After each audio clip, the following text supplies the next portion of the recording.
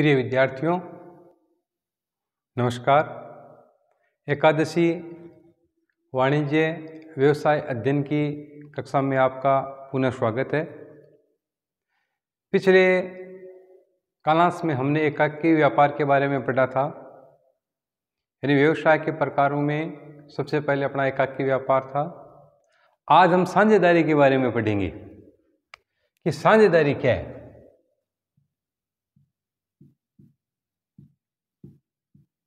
साझेदारी जैसा कि नाम से विदित है कि साझा यानी दो या दो से अधिक व्यक्ति अपने व्यवसाय को चलाते हैं।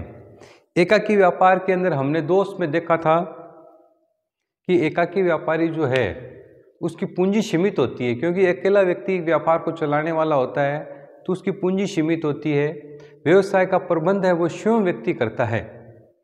व्यवसाय का प्रबंध जब स्वयं व्यक्ति करता है तो अकेला व्यक्ति विभिन्न प्रकार की प्रक्रियाएं नहीं कर सकता है, क्योंकि व्यवसाय की गतिविधियां होती है वो बहुत सी होती है। बहुत सी गतिविधियां वो अकेला नहीं कर सकता है, इसलिए उसको किसी साझेदार को रखना आवश्यक होता है। हम साझेदारी का अगर अर्थ जाने हम कि साझेदारी किसे कहते हैं, तो साझेदारी दो या दो से अधिक व्यक्ति अपने समान उद्देश्य के लिए अपने समझौते के अनुसार अपने व्यापार में एकत्रित होते हैं, लाभ हानि और पूंजी लगाते हैं। लाभ हानि का बंटवारा अपने समझौते के अनुसार करते हैं।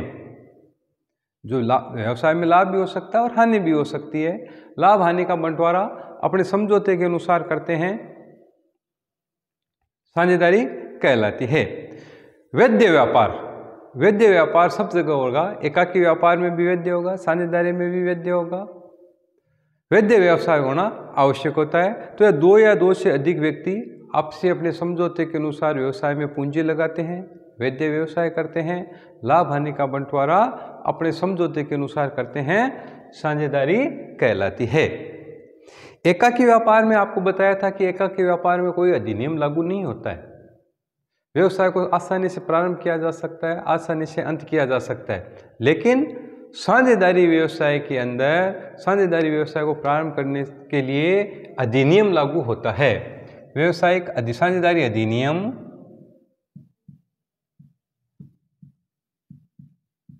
साझेदारी अधिनियम यानी भारतीय साझेदारी अधिनियम 1932 लागू होता है। 1932 अधिनियम के अंतर्गत ही किसी साझेदारी की स्थापना की जा सकती है। अब अर्थ में हमने पढ़ा कि साझेदार में दो या दो से अधिक व्यक्ति होते हैं, आपस में समझौता होते हैं, पूंजी लगाते हैं, व्यवसाय में लाभ या हानि होती है वो समझौते के अनुसार बांटते हैं। समझौता क्या है? साझेदारी संलेख है, उनके बीच अनुबंध है। वो अनुबंध लिखित भी हो सकता है, मौखिक भी हो सकता है। हालांकि लिखित करवा लेना चाहिए। क्यों? क्योंकि भविष्य में अगर किसी प्रकार का विवाद होता है और विवाद की स्थिति में जब न्यायालय की शरण ली जाती है तो ऐसी स्थिति के अंदर लिखित समझौता है वो मान्य होता है। संलेख का मतलब समझौता है, उनके बीच कोई न कोई समझौता है कि लाभ हानि का बंटवारा किस प्रकार से करेंगे, कौन व्यक्ति व्यवसाय की परचेजिंग करेगा, कौन सेलिंग करेगा, कौन व्यवसाय के प्रबंध का कार्य करेगा, व्यवसाय की देखरेख का कार्य कौन करेगा। ये विभिन्न प्रकार की बातें होती है।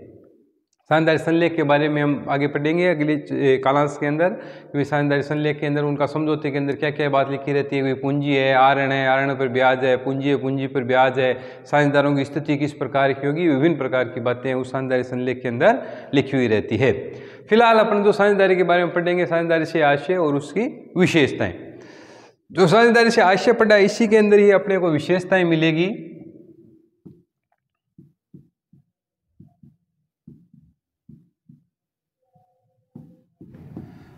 सबसे पहले बताया था कि दो या दो से अधिक व्यक्तियों का होना, तो अपनी सबसे पहली विशेषता हो गई दो या दो से अधिक व्यक्तियों का होना। दो या दो से अधिक व्यक्ति होना।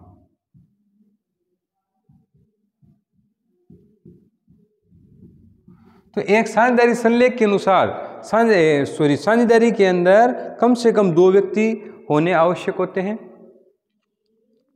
साझेदारी संलेख के अनुसार अधिकतम 100 व्यक्ति हो सकते हैं साझेदारी अधिनियम के अंदर अधिकतम 100 व्यक्ति निर्धारित किए गए हैं और कम से कम 2 व्यक्तियों का होना आवश्यक होता है। उनके बीच में समझौता,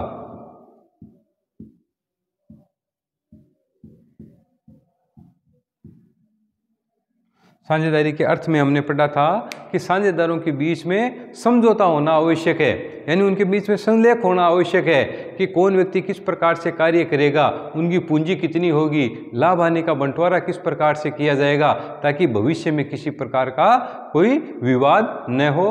तो सबसे पहला बिंदु आया अपना 2 या 2 से अधिक व्यक्तियों का होना, समझौता का होना, उनमें आपस में समझौता होना चाहिए कि किस प्रकार से व्यवसाय का संचालन किया जाएगा, किस प्रकार से व्यवसाय का लाभ हानि का बंटवारा किया जाएगा, और अगर नया साझेदार आता है तो उसकी स्थिति क्या होगी, अगर कोई साझेदार निवृत्त हो रहा है अथवा जा रहा है तो उसकी स्थिति क्या होगी, वो पहले से उनके बीच में क्या होता है, समझौता होता है। उद्देश्य, वैधानिक उद्देश्य,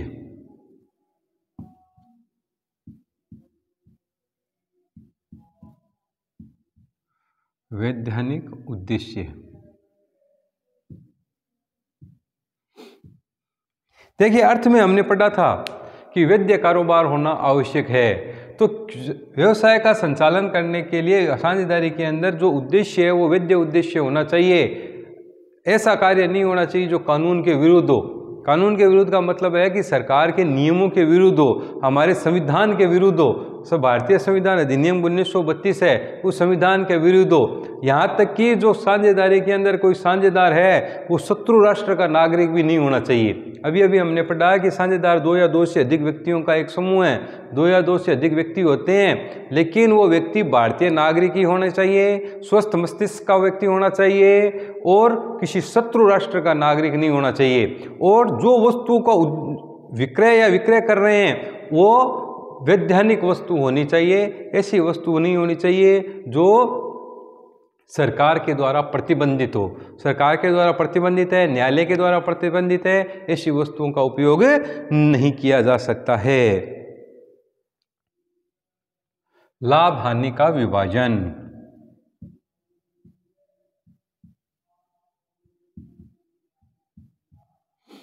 लाभ हानि का विभाजन,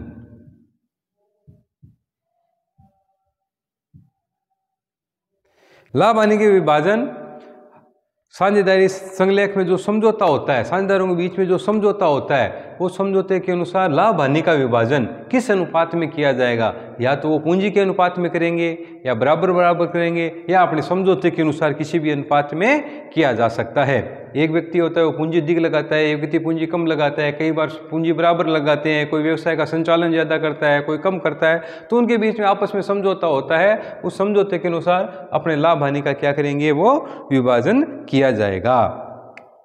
असीमित दायित्व,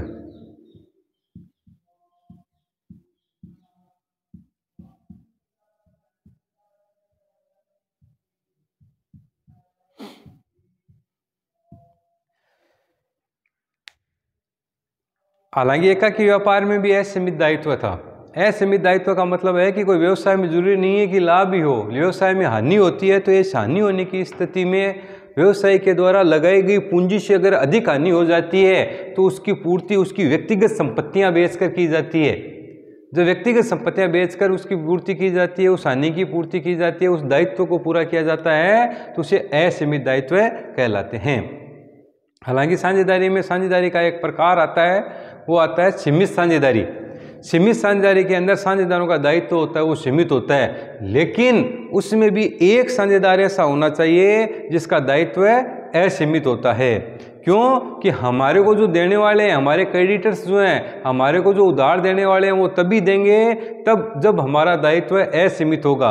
केवल पूंजी तक ही सीमित होगा तो प्रत्येक व्यक्ति ऐसा चाहता है कि उसके द्वारा लगाया गया धन, उसके द्वारा लगाई गई उधार दिया गया धन जो है वो पूर्ण सिक्योर रहे।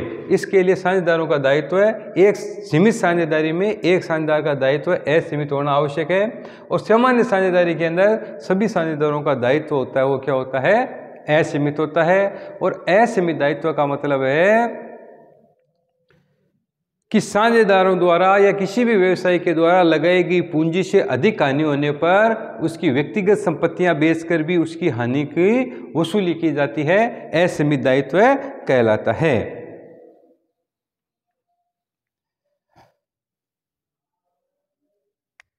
नियंत्रण।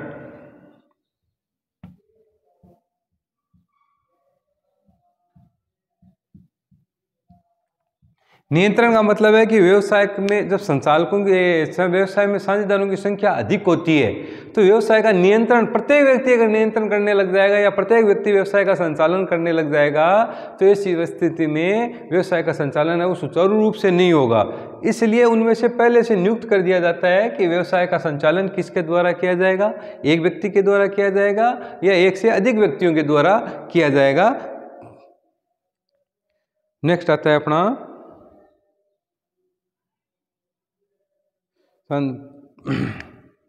प्रत्येक साझेदार होता है वो प्रतिनिधि संबंध।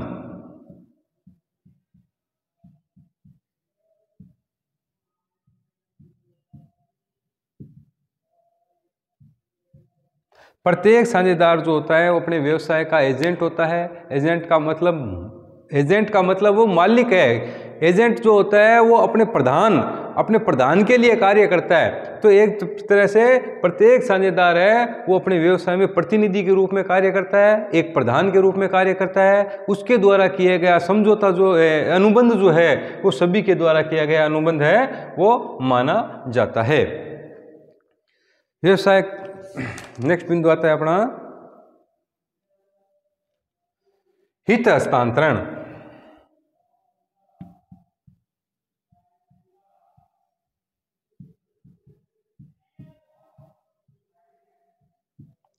हालांकि साझेदारी संलेख में हित हस्तांतरण पर प्रतिबंध है। हित हस्तांतरण का मतलब है कि साझेदार जो है वो अपना जो हित है वो किसी अपने दूसरे को हस्तांतरण नहीं कर सकता है। जैसे अपना उसका पुत्र है, पुत्र को साझेदार नहीं बना सकता है, अपनी पत्नी को चाहे तो साझेदार नहीं बना सकता है। हाँ, अगर किसी साझेदार की मृत्यु हो जाती है तो ऐसी स्थिति में अन्य साझेदार अगर चाहते हैं तो किसी को साझेदार बनाया जा सकता है। ज़्यादातर अवैध साझेदार पर लागू होता है कि अवैध साझेदार को अपने उसका गुजारा चलाने के लिए उस साझेदार को साझेदार बनाया जा सकता है।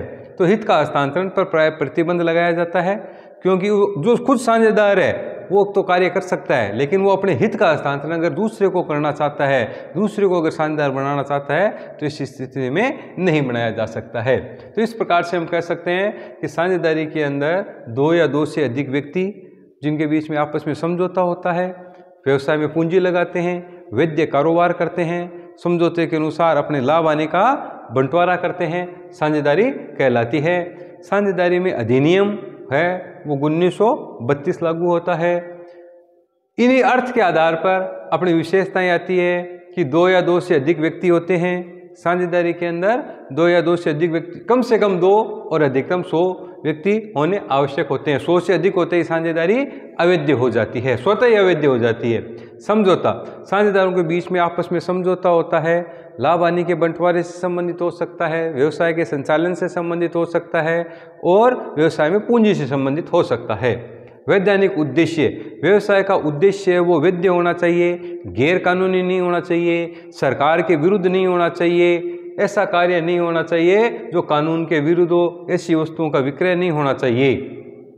लाभ हानि का विभाजन, साझेदारी अपने समझौते के अनुसार लाभ हानि का विभाजन करते हैं, या तो पूंजी के अनुपात में करते हैं अथवा समझौते के अनुसार अपने लाभ हानि का अनुपात में करते हैं। असीमित दायित्व, साझेदारी में प्रत्येक साझेदार का दायित्व होता है वो असीमित होता है। केवल साझेदारी के प्रकारों के अंतर्गत अगर सीमित साझेदारी है तो उसमें साझेदारों का दायित्व सीमित होता है, लेकिन उसमें भी एक साझेदार का दायित्व है वो असीमित होना आवश्यक होता है। असीमित का मतलब है कि उसकी व्यक्तिगत संपत्तियां बेचकर भी हानि की वसूली की जाती है, दायित्व की वसूली की जाती है, असीमित दायित्व कहलाता है। नियंत्रण, व्यवसाय पर नियंत्रण या तो सबके द्वारा नियंत्रण या संचालन दोनों कह सकते हैं अपन। व्यवसाय का संचालन या नियंत्रण या तो सबके द्वारा किया जाता है अथवा उनमें से किसी एक के द्वारा किया जाएगा। प्रतिनिधि संबंध, प्रत्येक साझेदार का अपने एजेंट के रूप में संबंध होता है, प्रतिनिधि के रूप में संबंध होता है, क्योंकि जिस प्रकार से एजेंट अपने प्रधान के लिए कार्य करता है उसी प्रकार से प्रत्येक साझेदार अपनी संस्था के लिए कार्य करते हैं, संस्था के मालिक हैं और मालिक होने के नाते प्रत्येक व्यक्ति अपने लाभ के उद्देश्य से कार्य करते हैं। हित का हस्तांतरण, हित के हस्तांतरण पर प्रतिबंध लगाया जाता है। अपने हित का हस्तांतरण नहीं किया जा सकता है। हित हस्तांतरण का मतलब है कि कोई साझेदार है वो अपने पुत्र को अगर साझेदार बनाना चाहता है अपनी जगह, अपनी पत्नी को बनाना चाहता है अथवा किसी मित्र को, रिश्तेदार को अगर साझेदार बनाना चाहता है तो वो नहीं बना सकता है। हाँ, अन्य साझेदारों के अगर चाहते हैं, अन्य साझेदारों की अनुमति से वो साझेदार बनाया जा सकता है। साझेदारी के बारे में आपने पढ़ा। अब नेक्स्ट वीडियो में अपन साझेदारी के बारे में आगे के और स्टेप देखेंगे भी, साझेदारी संलेख क्या है, साझेदारों के दोष क्या है, इत्यादि इत्यादि। धन्यवाद।